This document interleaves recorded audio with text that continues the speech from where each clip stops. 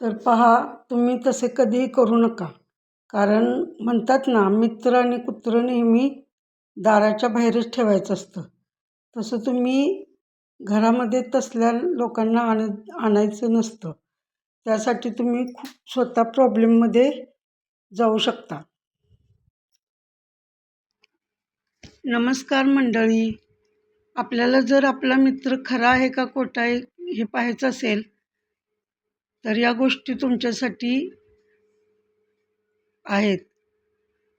समजा ज्या माणसासाठी आपण आपला वेळ दिला असेल, पैसा दिला असेल, त्याच्या वेळेला उभा राहिला असेल, आप परंतु तो जर आपल्याला आपल्या वेळेला उभा राहत नसेल किंवा आपल्याला वेळ देत नसेल, तर आपल्या गरजेला पडत नसेल, तर अशा मित्रापासून सावधान.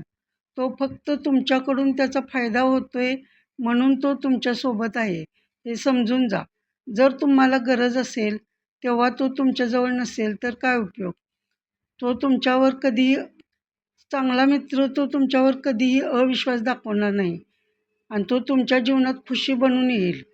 तुम्ही तुमची कोणतीही वैयक्तिक गोष्ट मित्राला सांगता, पण ते सांगताना तुम्हाला वाटते हा कोणाला सांगणार नाही, परंतु त्याचे दुसरे मित्र असतात, तर तो दुसऱ्या मित्रांना तुमच्या सर्व गोष्टी सांगणार आणि अशा पद्धतीने तुम्ही बदनाम होऊ शकता.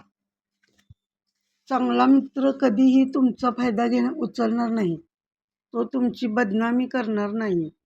तुम्ही जेव्हा प्रॉब्लेममध्ये असाल तेव्हा तो तुमच्यासाठी कोणतेही कारण न सांगता हजर असेल.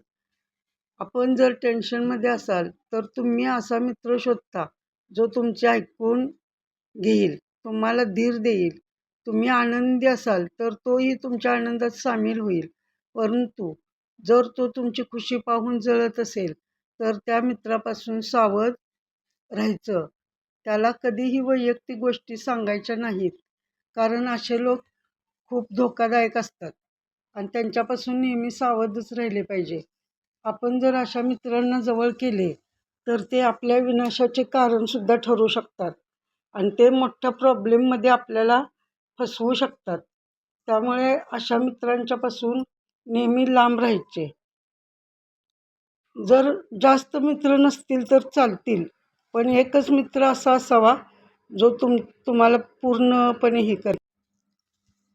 तर पहा, काही मित्र असे असतात ज्यांना तुमची कमजोरी माहीत असेल तर ती बाजू माहीत असल्यामुळं तर ते त्या गोष्टीचा खूप फायदा उचलतात. तसेच 4 माणसात तुमची कमजोर बाजू काढून टिंगल करतात. तशा लोकांपासूनही सावध राहायचं आहे, कारण ते प्रत्येक वेळेला तुम्हाला अपमानित करायला मागेपुढे पाहत नाहीत आणि नेहमी ते संधीच्या शोधात असतात. त्यामुळे तशा मित्रांच्या पासूनही सावध राहायचं आहे.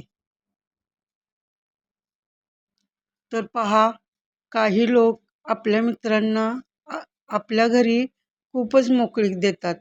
कधीही या, कधीही जा, घर तुमचेच आहे.